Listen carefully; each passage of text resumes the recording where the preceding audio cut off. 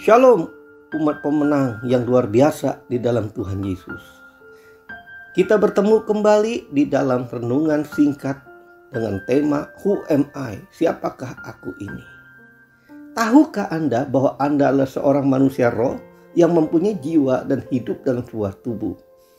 Artinya Anda adalah makhluk Tuhan yang sempurna. Sebagaimana kita baca dalam 1 Tesalonika 5:23, semoga Allah damai sejahtera menguduskan kamu seluruhnya, dan semoga roh, jiwa, dan tubuhmu terpelihara sempurna dengan tak bercacat pada kedatangan Kristus Tuhan kita. Demikian pula sebagaimana firman Tuhan katakan dalam Ibrani 4:12, sebab firman Allah hidup dan kuat dan lebih tajam daripada pedang bermata dua manapun. Ia menusuk amat dalam sampai memisahkan jiwa dan roh, sendi-sendi dan sumsum. Ia sanggup membedakan pertimbangan dan pikiran hati kita. Jadi Alkitab menyatakan bahwa manusia diciptakan atas 3 bagian, yaitu roh, jiwa, dan tubuh. Seperti Tuhan sendiri adalah Tritunggal dari Bapa, Anak, dan Roh Kudus. Bagian terluar yang terlihat dengan kasat mata disebut tubuh, yang berhubungan dengan dunia materi melalui 5 cara, yaitu melihat, mencium, mendengar, merasa, dan meraba. Sedangkan jiwa adalah imajinasi, kesadaran, ingatan, dan perasaan. Jiwa adalah pintu masuk dalam roh. Namun, untuk ke dalam indera roh, Anda harus menggunakan iman, pengharapan, kasih, doa, pujian, dan penyembahan. Sebelum manusia jatuh ke dalam dosa, roh manusia dikendalikan dari sorga.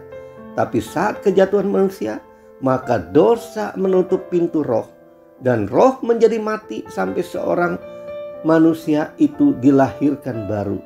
Ketika seorang manusia menerima Tuhan Yesus sebagai Tuhan dan Juru Selamatnya, maka rohnya dihidupkan kembali dalam terang kuasa hidup baru di dalam Tuhan Yesus. 1 Korintus 2:14 berkata, tetapi manusia duniawi tidak menerima apa yang berasal dari roh Allah, karena hal itu baginya adalah suatu kebodohan, dan ia tidak dapat memahaminya, sebab hal itu hanya dapat dinilai secara rohani. Artinya, roh orang yang belum lahir baru tidak akan mampu mengerti hal-hal dari Tuhan, karena Yohanes 3:6 berkata, apa yang dilahirkan dari daging adalah daging, dan apa yang dilahirkan dari roh adalah roh.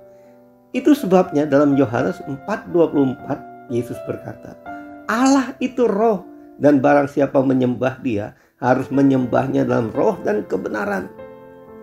Setan sangat paham bahwa dia dapat menguasai tubuh dan jiwa manusia, karena jiwa merupakan tempat keinginan, perasaan, dan hasrat manusia. Dan setan puas kalau ia bisa menguasainya. Namun setan sangat cemas dan khawatir dengan anak Tuhan yang dipenuhi Roh Kudus dan berbahasa roh. 1 Korintus 14 ayat 14 dan 15 berkata, sebab jika aku berdoa dengan bahasa roh, maka rohkulah yang berdoa, tetapi akal budiku tidak turut berdoa. Jadi, apakah yang harus kubuat? Aku akan berdoa dengan rohku, tetapi aku akan berdoa juga dengan akal budiku. Aku akan menyanyi dan memuji dengan rohku, tetapi aku akan menyanyi dan memuji juga dengan akal budiku. Melalui ayat ini, Rasul Paulus menegaskan bahwa ada begitu banyak orang berdoa, menyanyi, dan memuji Tuhan dengan bahasa yang ia mengerti. Itu tidaklah salah. Bahkan diikuti dengan begitu semangat sambil bertepuk tangan, angkat tangan, lompat-lompat, bergoyang-goyang. Namun Anda hanya memberi makan bagian jiwa dan tubuh saja, tetapi roh Anda kering dan kosong. Namun ketika Anda dipenuhi oleh Roh Kudus, maka Anda akan mulai berbahasa roh. Inilah saatnya Anda sedang memuatkan roh, dan Anda sedang memberi makan rohmu.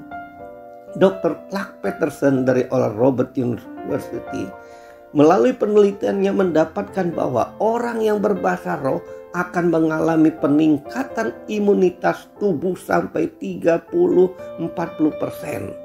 Karena otak akan beraktivitas untuk mengeluarkan hormon bagi kekebalan tubuh. Saat seseorang berbahasa roh, Sebagaimana Rasul Paulus berdoa agar setiap orang percaya tidak bercacat pada kedatangan Tuhan Yesus kedua kali, maka Tuhan mau tubuh, jiwa, dan roh setiap orang percaya itu berfungsi untuk dapat berdoa, menyanyi, dan menyembah Tuhan.